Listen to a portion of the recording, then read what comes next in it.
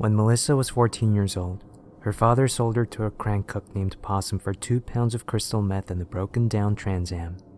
Possum kept her chained to a rusty wood stove during the day with a mason jar of water and a box of Cheerios, while he worked in the lab back behind the trailer, breaking Sudafed and ephedrine tablets down into glass-like shards of amphetamine. In the evening, Possum would swing open the door, the cat-piss stench of burning chemicals wafting into the tiny trailer, and unchain her so she could make him meals, wash dishes, and mop. At night, as the bullfrogs began to bark and the crickets chirped, she would press her fist into her mouth, trying to stifle her cries of pain as he lay upon her, his rank smell of sweat and chemicals overwhelming her. 2 months later, a couple of Boy Scouts found her naked corpse in a drainage ditch in a patch of woods outside of Eureka, California, a pale tangle of limbs sticking out of the trash and sewage of the dirty culvert. Though the case officially went to Homicide Detective McClaney, Detective Standler had been at the crime scene assisting. Standler had helped take her by the arms and pull her remains from the rank sewer water and debris. As her body rose up from the muck, her head had lolled to the side and her wide, staring eyes had looked straight at him. For a moment, Standler thought he saw a flicker of life register in them, though her gray, bloated face clearly revealed she was long, long dead. Standler settled deeper into the seat of his car and flipped open the battered copy of Hamlet, scrolled down the long list of names he had scrawled on the last page. What a fucking week. Suspended and out on bail, looking at manslaughter charges. He was parked in front of the police chief's suburban home, waiting for the fat fuck to arrive home from work. He eyed the long list and sipped from a pint of wild turkey, washed it down with a warm Budweiser, and thought to himself, someone who could do something like that to a 14-year-old girl, how can you let someone like that live? Who would possibly miss them? Who could possibly care? And no one had. Nobody missed that piece of shit Possum.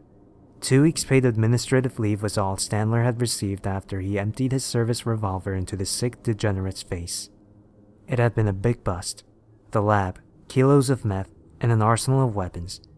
Everyone in the department was happy, and all he had gotten was 2 weeks paid leave and a wild party at the Alibi, thrown by the other detectives and a gaggle of uniformed officers. When the inquest asked him why he had gone out there, outside his jurisdiction, to that backwood no man's land, he had simply replied he was following up on a lead from an informant. What was he going to say? That a ghost had told him where to look? That the little dead girl had come back from the grave and told him?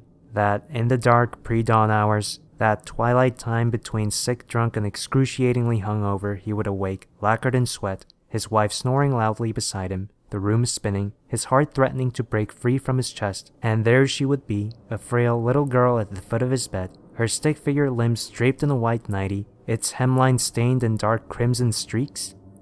The first time he had seen her, he had screamed, horrified, the raspy noise of his own startled voice burning his dry mouth and throat. His wife awoke and shot straight up in bed. What is it? What is it? Standler blinked his alcohol-swollen eyes. Only darkness. The girl was gone. There was nothing. Nothing, honey. It was nothing. Just go back to sleep. I just had a nightmare. 'Kay, honey. His wife had rolled back over and immediately began snoring again. He lay there till the room grew pale in the morning light, his flesh tingling, wondering what he had seen, if he was going insane. The next time the little girl had appeared, he was calmer. He blinked twice quickly, expecting her ghostly form to disappear like last time, but she didn't disappear. She remained there, looking down at him with her cold eyes, sunken deep in their dark sockets. He stared in disbelief. Was it real? Could this pale figure possibly be real? That's when she stepped up to him, quickly, and her blue lips parted and she began to speak, to tell him things in a whisper. He thought he could smell the grave on her breath, as she murmured in his ear about the night her father had sold her to Possum. It had been a dark night, deep in the backwoods of southern Humboldt, past the mountains of Alder Point and Blocksburg, in a place that didn't even have a name, near Zinnia, on the Trinity border, where it snowed in the winter and the cold mornings found the hills hardened in ice. The sky was black and it was pouring rain. Her father had been drunk and handled her roughly, pulling her by the arm through the muddy front yard. She was terrified and devastated that her daddy's big Danner logging boots were splashing mud up all over her dress. Her mother had been dead less than 3 weeks. Her father had shoved her roughly through the front door of Possum's trailer. "She's all fucking yours," Her father had spat at the old, bearded man in greasy overalls. Possum had shuffled forward and took her cheeks into his grizzled, calloused hand, squeezing her face tightly, moving her head back and forth for inspection. "Oh, she's a pretty one." "If you say so," her father said. "She's got that weird eye and those fucked up teeth, but she can cook real good and clean. She's damn handy with a broom." "Oh, yes," the old man chuckled, handing over the sealed bundles of methamphetamine. She'll do nicely." And 2 months later she was dead and abandoned like so much trash. The sick fucks. How could he have let them live? And no one missed Possum. No one mourned him. They had thrown Standler a party. He had been a hero, that time. The second time was different. That one had gotten him suspended, most likely fired. No pension. No 401k. He might even see some time for that one. Standler sipped his whiskey, reached down between his legs and lifted up the Beretta. An old pistol. His father had given it to him long ago. He cradled the heavy, cold weight of the gun, waiting for his old boss, that fat fuck, to arrive back at his nice suburban home. Maybe his wife would find him dead on their well-manicured front lawn. Maybe one of his teenage kids. Oh well, to have a sick fuck like that for a father. Just desserts. It was a warm night, and he had the window down, the whine of passing trucks on 101 softly humming in his ears. He thought of Hamlet. He had taken a Shakespeare class back in college when he was studying criminal law, still entertaining the idea of going on to law school and becoming an attorney, before Charlotte got pregnant and he quit school and joined the force so he could start making money for his new family, only to ever give birth to a stillborn boy 7 months later, never to conceive again. Hamlet.